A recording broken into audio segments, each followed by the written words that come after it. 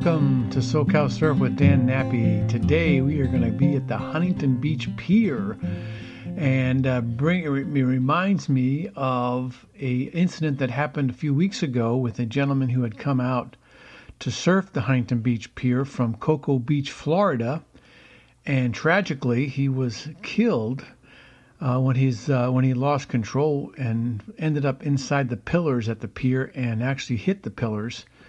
And I'm not sure the details. I wasn't there, but apparently he had come out to West. He'd always wanted to surf the West Coast, and Huntington Beach was his desired location.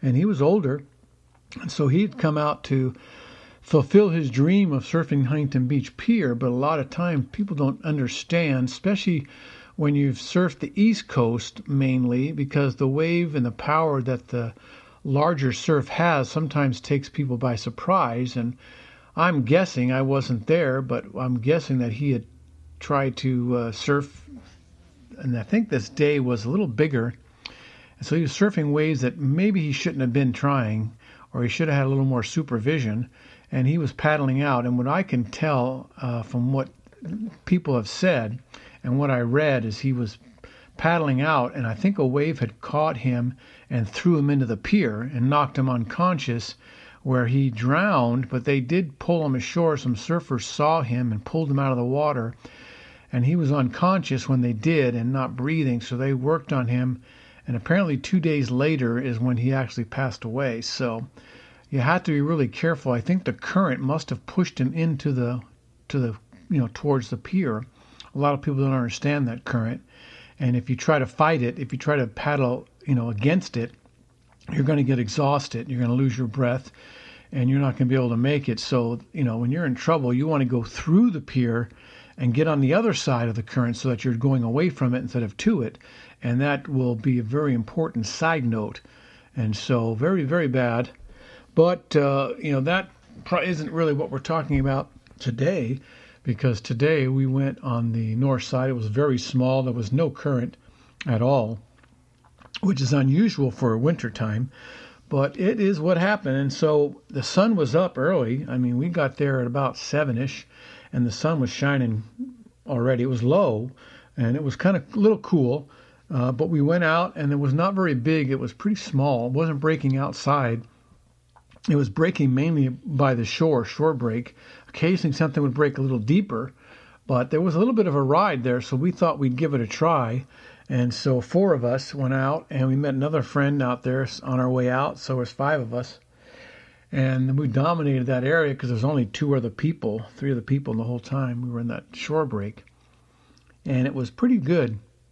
I mean, you have to catch it, and you'd have to stand up and turn pretty quick because it would jack up when it hits that shelf, that sandbar, if you will.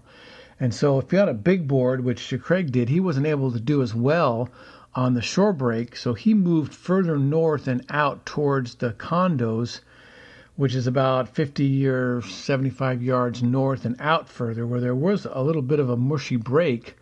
And for a long boarder, that will work, but for a short boarder, the mushy surf isn't the best. So I stayed with a couple of our other guys down close to the shore break, close to the pier, and it was great. I mean, we were catching some great. They weren't big, but we were making our turns, and I mean, you only had like 1 or 2 turns before you end up on the sand. So you had to be real careful at the end to surf out of that or jump behind the wave, because the difference between behind the wave and front of the wave was about a foot or so, and the water was only a foot or so deep on the other side. So you had to be careful. You didn't want to, try to ride that out too much, because then you end up in the sand and be rolling around. And so I caught a lot of really good left that was a little bit further out. I saw it coming, so I paddled like crazy to get out further. And just lucky enough, it hit me just right. And I went left, and Eric went right. And so he got a good right, and I got a good left on the same wave. And we was able to do 3 or 4 turns before I ended up real close to shore. I did a nice little turn off the top and landed in the shallow water, and luckily nothing got broken, and turned around, went back out. And right after that, I got a nice right. Again, I saw it coming, a little bigger than the other one, so I paddled out a little further, caught it going right. I did not stand up. It was so small. I tried to get underneath it, and I got what I call a lay-down barrel, which is just getting underneath it, but not being able to do very much because The wave is small. I could have stood up, but I was having a good time just riding it on my belly. And that was awesome. At the end, I couldn't pull out of it because I was still laying down. So I pulled the nose into the wave. And as I did, the wave pulled the surfboard out of my hands. And I went over kind of a little bit, got sucked a little bit over the falls, kind of not really, more towards the back. And stood up and pulled myself out of that wave because it was real shallow. And that was pretty fun. And then a weird thing happened on the way out. I was paddling out, and some guy was coming from my left, taking a left, and he had plenty of room. I don't know why, but he did his bottom turn, then did his top turn, and then instead of following that bottom turn out again, he aimed right for me and tried to run me over. What a dummy!